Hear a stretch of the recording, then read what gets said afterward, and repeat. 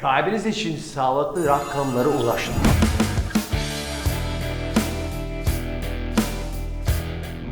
Kalbiniz yaşlandığınızda bile sağlığınızın en önemli parçalarından birisidir. Kalbiniz ne kadar kuvvetli olursa kalp atışlarınız da o kadar iyi olur. Yaşınız ilerlese de kendinizi iyi hissetmeye devam edersiniz. Kalbinizin sağlığını nasıl koruyacağınızı birkaç adımda öğrenin. İlk konumuz kolesterol olsun.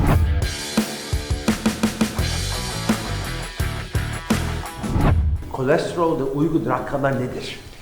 Çok önemli. Kolesterolünüzü ölçmek için basit bir kan tahlilinin yapılması yeterli. Eğer 40 yaşın altındaysanız LDL'niz 130'un altında, eğer 40 yaşın üstündeyseniz de 70'in altında tutmanız yeterli olacaktır. Peki kolesterol nasıl kontrol edebiliriz? Yani rakamların iyi değilse. En önemli kurallarından biri ise kilo vermek.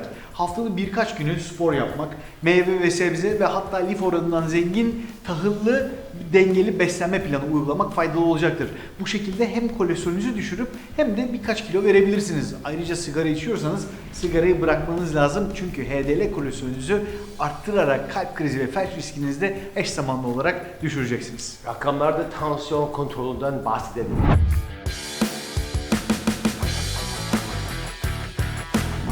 Tansiyonda önemli rakamlar. Niye?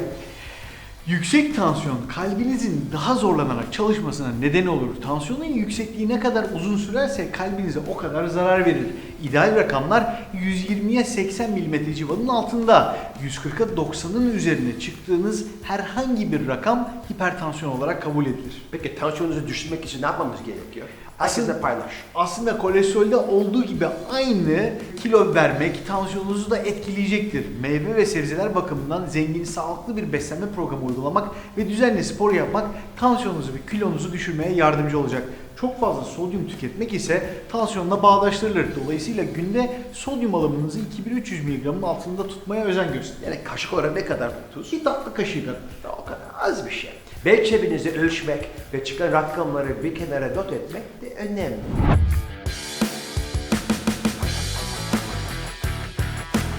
Kilo verme ile alakalı programların çok sağlıklı kiloyu baz alarak BMI yani vücut kitle indeksine odaklanır.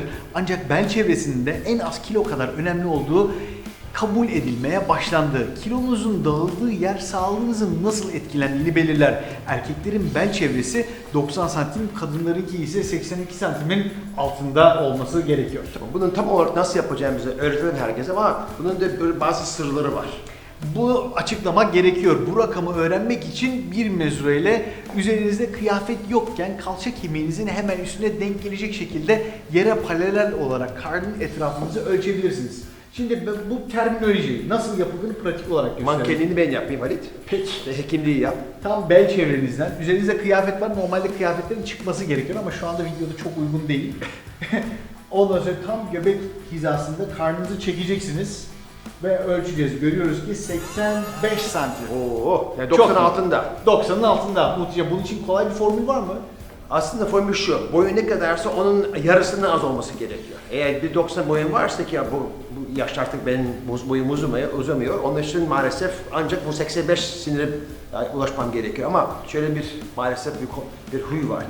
Erkekler 40 yaşından sonra yeni bir bel çevreyi kabul etmezler. Onun için kemer boyutu büyütmezler.